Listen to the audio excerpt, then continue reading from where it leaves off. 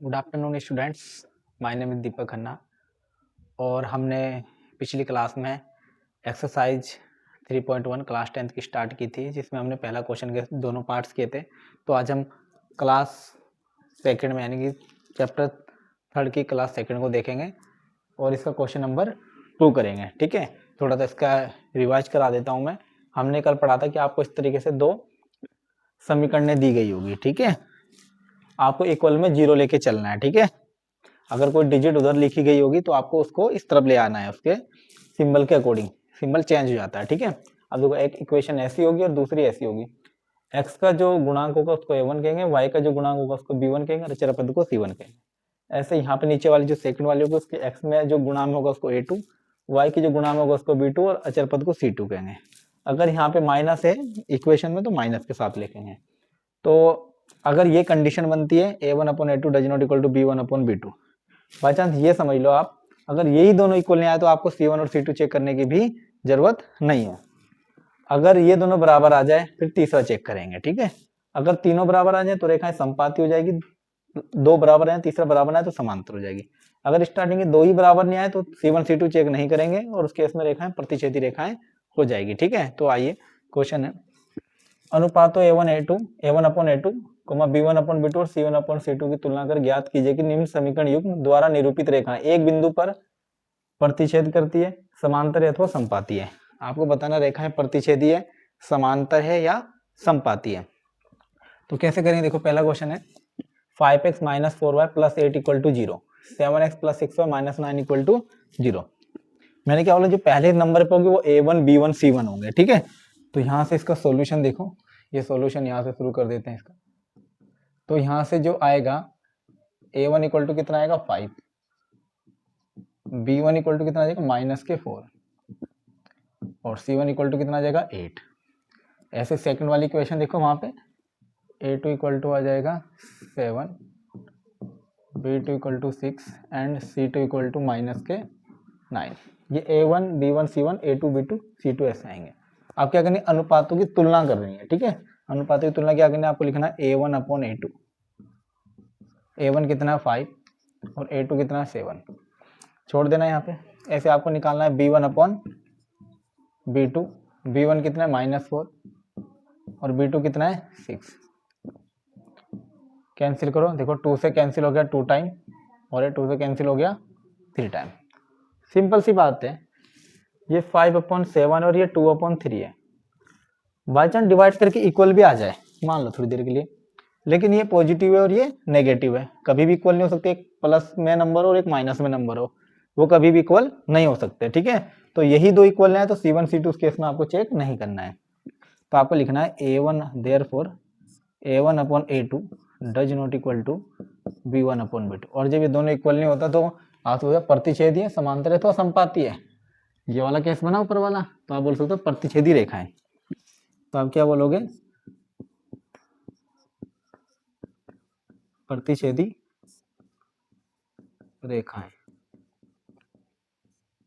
ठीक है, तो क्या हो जाएगी, रेखाएं प्रतिच्छेदी हो जाएगी। अगर रेखाएं प्रतिच्छेद करी, कहने का मतलब क्या, एक रेखा ऐसे जा रही होगी और दूसरी रेखा ऐसे उसको कट करती हुई जा रही होगी। ठीक है, ये मीनिंग हुआ इसका, आपको ये नहीं बनाना है। ठीक है, आपको सीधा इसके बाद क्या लिखना, प्रतिच्छेदी रेखाएं। क्लियर हो गया पहला पार्ट। आइए दूसरा पार्ट देखते हैं, इसका सॉल्यूशन देखते हैं। पहली इक्वेशन दे रखे, वहां से कंपैरिजन कराओ। a1 की वैल्यू कितनी हो जाएगी 9, b1 की वैल्यू कितनी हो जाएगी 3 और c1 की वैल्यू 12। ऐसे नीचे आओ, a2 की वैल्यू कितनी हो जाएगी 18, b2 की वैल्यू कितनी हो जाएगी 6 और c2 की वैल्यू कितनी हो जाएगी 24। क्लियर हो गया यहाँ तक। अब क्या करना है, इनका अनुपातों की तुलना करो, a1 अपॉन a2, a1 कितना है 9 और नीचे कितना है 18, कैंसिल हो गया, 9 1 जा 9, 9 2 जा 18, 1/2 आ गया। क्लियर हुआ। b1 अपॉन b2 करो, b1 अपॉन b2, b1 कितना है 3 और b2 कितना है 6, 3 1 जा 3, 3 2 जा 6। ऐसे c1 अपॉन c2 करो, c1 कितना है 12 और c2 कितना है 24। तो देखो 12 1 जा 12, 12 2 जा 24। अगर नोमिनेटर और डिनोमिनेटर यानी अंश और हर किसी एक ही नंबर के टेबल में आते हैं तो आप डिवाइड करा देते हो। ठीक है, तो देखो ये भी 1/2 है। देखो जब ये दोनों बराबर आए तभी मैंने ये चेक किया है। ठीक है, तो ये भी क्या आ गया, इक्वल आ गया। तो आप बोल सकते हो यहाँ पे therefore A1/A2 equal B1/B2 equal C1/C2। तो जब तीनों इक्वल होते हैं तो उस केस में रेखाएं कैसी होती है, समपाती रेखाएं होती है। क्या होती है, समपाती रेखाएं। ये इसका आंसर हो गया। समझ आया? समपाती रेखाएं कैसी होती है, जैसे एक रेखा ये है और एक रेखा बिल्कुल इसके ऊपर से गई, ये समपाती हो गई। आपको यहाँ पे छोड़ देना आंसर। समझ आया? थर्ड पार्ट देखेंगे। थर्ड पार्ट है 6x - 3y + 10 = 0, पूरा 2x - y + 9 = 0। तो इसका भी सॉल्यूशन देखो, पहले की कंपैरिजन कराई तो a1 = कितना आ गया, x के मल्टीप्लाई में 6। यहाँ देखो b1 क्या होता है, जो y के मल्टीप्लाई में होता है, लेकिन यहाँ y के मल्टीप्लाई कितना -3 है, तो ये पूरा आएगा -3। ऐसे c1 कितना हो जाएगा 10। यहाँ पे कितना है a2 2, b2 देखो इसकी मल्टीप्लाई में कुछ नहीं है तो 1 होगा, 1 है लेकिन माइनस भी, तो माइनस के 1। और c2 कितना आ जाएगा 9। तो करो अनुपातों की तुलना से a1/a2, a1 6 और a2 2, 2 से 6 कैंसिल आउट हो गया, कितना टाइम 3 टाइम। b1/b2 करो, b1/b2, तो b1 कितना -3 और b2 कितना -1, तो माइनस से माइनस कटे, ये भी कितना आ गया 3। 3/1 का मीनिंग 3 है, ठीक है। c1/c2 करो, देखो जब ये दो इक्वल आएंगे तभी तीसरा चेक करना है, c1/c2, क्योंकि फायदा तभी है। c1 कितना है 10 और c2 कितना है 9। क्या अगर डिवाइड कराएं तो क्या 3 आएगा, नहीं आएगा। तो देखो ये दोनों बराबर है, तीसरा बराबर नहीं है, तो आप बोल सकते हो देयरफॉर a1/a2 इक्वल तो है b1/b2 के, but does not equal to है c1/c2 के। तो इस केस में क्या हो जाती है रेखाएं, तीसरा वाला जब इक्वल नहीं होता, समांतर रेखाएं क्या हो जाती है, समांतर रेखाएं। समांतर रेखाएं, ये आपका आंसर हो गया। रेखाओं का प्रकार पूछा था तो कैसी है, समांतर रेखाएं। क्या होती है समांतर रेखाएं, जैसे एक रेखा ये है ए बी और दूसरी रेखा इसी के समांतर ये जा रही है सी डी, ठीक है। बताता रेखा का ना हमें प्रारंभिक बिंदु पता ना अंतिम बिंदु पता होता है, तो क्या कहते हैं, रेखा कहते हैं, ठीक है। तो ये दोनों आपस में क्या हो गई, समांतर हो गई। तो क्वेश्चन नंबर 2 समझ आया आपको पूरा पार्ट, देखो।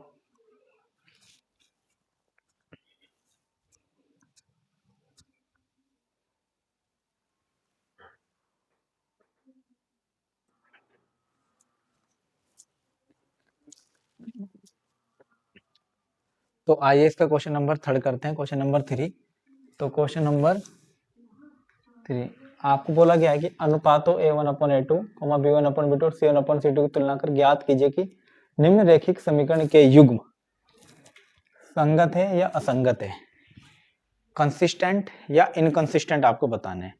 ध्यान देना, जब भी हल होगा यानी कि सॉल्यूशन होगा तभी क्या होगा, संगत होगा। एक तो इस केस में संगत होगा, ठीक है, और एक इस केस में संगत होगा। इस वाले केस में क्या हो जाएगा, असंगत हो जाएगा। यानी कि जब रेखाएं प्रतिच्छेद करेगी या संपाती होगी तब तो संगत होगा, और जब समांतर होगी तब क्या हो जाएगा, असंगत हो जाएगा। क्यों हो जाएगा, क्योंकि यहाँ पे भी एक हल होता है और यहाँ पे अनंत हल होते हैं, और यहाँ पे कोई हल नहीं होता, इसलिए असंगत हो जाएगा, ठीक है। तो आइए इसके फर्स्ट पार्ट करते हैं इसका। तो देखो हमें जो समीकरण दे रखी होगी वो इस फॉर्म में होगी कि बराबर में क्या लेना है, हमें 0 लेना है। लेकिन यहाँ पे क्या दे रखी है, संख्या दे रखी है। तो आप इसको क्या करेंगे, सॉल्यूशन में इसको चेंज करेंगे, इसको प्लस का 5 को इधर ले आएंगे, माइनस में हो जाएगा 3x + 2y - 5 = 0। ऐसे इसको करेंगे 2x - 3y, ये प्लस का इधर आएगा माइनस में 7 = 0। बन गया इसके जैसा, इन दोनों समीकरणों के जैसा। अब तुलना कराएंगे, x के मल्टीप्लाई में 3 है तो ये होती है a1 की वैल्यू, y की मल्टीप्लाई में जो होता है वो होता है b1 की वैल्यू, और जो लास्ट में होता है वो होता है c1 की वैल्यू। ऐसे ही x की मल्टीप्लाई में 2 है a2, y की मल्टीप्लाई में कितना -3 है b2, और लास्ट वाला क्या होता है माइनस के साथ ही हो गया c2। अब तुलना करानी है a1/a2, कितना है a1 3 और a2 2, क्लियर हो गया। ऐसे b1/b2 निकालो, b1/b2, b1 कितना है 2 और b2 कितना है -3, मैंने आपको बताया, देखो ये प्लस का ये माइनस का, यही दो इक्वल नहीं आया। जब यही दो इक्वल नहीं आएगा तब आपको तीसरा चेक ही नहीं करना है। तो आपको क्या लिखना है यहाँ पे, therefore a1/a2 does not equal to b1/b2। आपसे जो प्रश्न में पूछा वो लिखना, संगत है या असंगत है। देखो जब ये केस बनता है तो क्या होता है, संगत होता है, प्रतिच्छेदी रेखाएं होती है, और हल कैसे होता है, संगत युग्म। क्या पूछ रहा था, एक समीकरण का युग्म संगत है या असंगत है, तो कैसा युग्म है, संगत युग्म है। ये आपका क्या हो गया, आंसर हो गया। ऐसे इसको करेंगे, मैंने बोला इक्वल में 0 रखना है, कोई डिजिट है तो इसको इधर ले आओ। तो इसको लिखेंगे हम 2x - 3y - 8 = 0, क्योंकि प्लस का इधर साइन चेंज हो जाता है। इसको लिखेंगे 4x - 6y, ये माइनस में आ जाएगा 0। तुलना कराओ इसकी, a1 की वैल्यू x का गुणांक 2, b1 की वैल्यू जो y का गुणांक है -3, और c1 की वैल्यू लास्ट में जो -8। ऐसे ही a2 x का गुणांक कितना है 4, b2 y का गुणांक कितना -6, c2 जो लास्ट में -9। क्लियर हो यहाँ तक। अनुपातों की तुलना करो, a1/a2, a1 कितना है 2, a2 4, कट रहा है 2 से, 2 × 2 2 दूनी 4, ये आ गया। b1/b2 करो, b1 है -3 और b2 है -6, माइनस से माइनस कैंसिल आउट, 3 × 1 = 3, 3 × 2 = 6, 1/2 बराबर आ गया। तो तीसरा चेक करना है, c1/c2, c1 है -8, c2 -9, माइनस से माइनस कट गया, ये बच गया 8/9। डिवाइड कराओगे तो 0 पॉइंट समथिंग आ रहा है, ठीक है, मतलब यहाँ तो 0.5 है, 0.5 नहीं आ रहा है। क्लियर हो गया। तो ये दो तो इक्वल है, तीसरा इक्वल नहीं आया। तो आप लिखोगे देयरफॉर a1/a2 इक्वल तो है b1/b2 के, बट c1/c2 नहीं है। तो जब तीसरा वाला इक्वल नहीं होता तब ये केस बनता है समांतर रेखाओं वाला, उसमें कैसा युग्म बनता है, असंगत युग्म। तो आप बोल सकते हो कैसा युग्म है, असंगत युग्म है। क्लियर हो गया। ऐसे ही ये आंसर हो गया इसका। ऐसे इसमें आ जाओ थर्ड वाले पार्ट में, इसमें भी इक्वल में डिजिट दे रखी है। इसका भी सॉल्यूशन करने के लिए क्या करेंगे, इसको लिखेंगे 3/2x ऐसा ही, प्लस 5/3y ऐसा ही, प्लस का इधर माइनस में आ जाएगा, इक्वल में 0। इसको लिखेंगे दूसरे वाले समीकरण को 9x - 10y -14 = 0। ठीक है। अब इसको देखो यहाँ से कंपेयर कराओ तो a1 की वैल्यू आ जाएगी 3/2, क्यों, x की गुणा में पूरा 3/2 है। b1 की वैल्यू हो जाएगी 5/3, क्योंकि y की गुणा में 5/3, और c1 की वैल्यू हो जाएगी -7।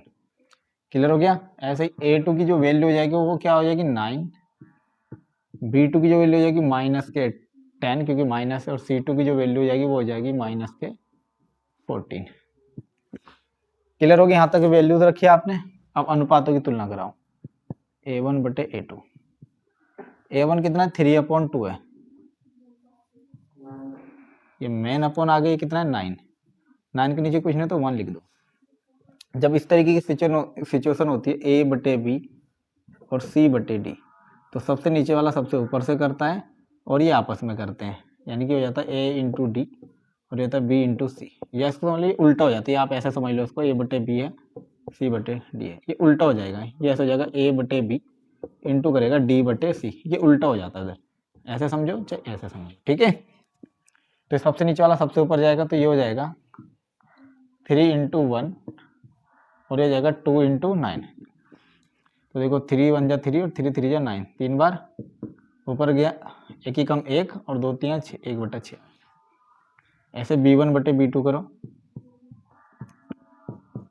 b1 कितना है 5/3, 5/3, थोड़ा सा छोटा लिख देता हूँ इसको, b1 कितना है 5/3, और ये मेन अपॉन है, डिपेंड करता है मेन अपॉन के नीचे कितने डिजिट लिखे हुए हैं, ठीक है।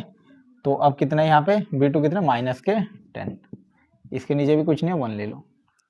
तो ये भी ऐसे हो जाएगा, ये हो जाएगा 5 × 1 और नीचे आएगा 3 × 10 और ये माइनस सामने लगा दो। तो देखो 5 × 1 = 5, 5 × 2 = 10, ऊपर हो गया -1 और नीचे 3 दूनी 6, तो देखो यहाँ पर ये प्लस के 1/6 ये माइनस के 1/6, यही दो बराबर नहीं है तो तीसरा तो उस केस में चेक ही नहीं करना है आपको, ठीक है। तो आप बोल सकते हो तो देयरफॉर a1/a2 इक्वल है, इक्वल नहीं, does not equal to b1/b2 के, क्योंकि ये प्लस है ये माइनस, दोनों इक्वल ही नहीं है। तो जब दोनों इक्वल नहीं तो कौन सा केस बना, पहले वाला केस बना, उसमें कैसा युग्म होता है, संगत युग्म। ये आपका क्या हो गया, आंसर हो गया। समझ आया, 3 पार्ट इसके 2 पार्ट और देखते हैं।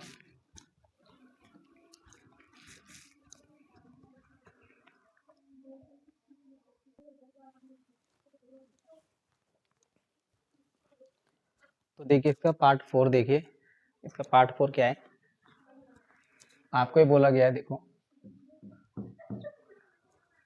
यहाँ पर देखो इक्वल में क्या था 0, तो आप क्या करो इसको भी इधर ले आओ, ये हो जाएगा आपका 5x माइनस 3y प्लस का इधर किसमें आएगा माइनस में, इक्वल में बच गया 0।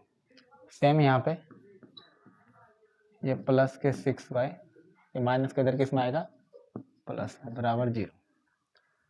a1 b1 c1 निकालो, a1 कितना हो जाएगा, देखो x के गुणांक में 5 है तो a1 5, b1 क्या होगा जो y की गुणा में कितना -3 और c1 कितना है -11।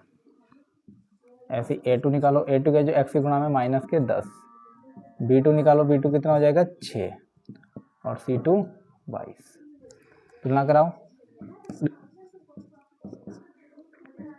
a1 5 a2 -10, तो 5 दूनी 10 माइनस के 1/2, b1/b2 करो, b1 कितना -3 और b2 6, कट गया, ये भी आ गया माइनस के 1/2। c1/c2 चेक करो, माइनस के 11/22,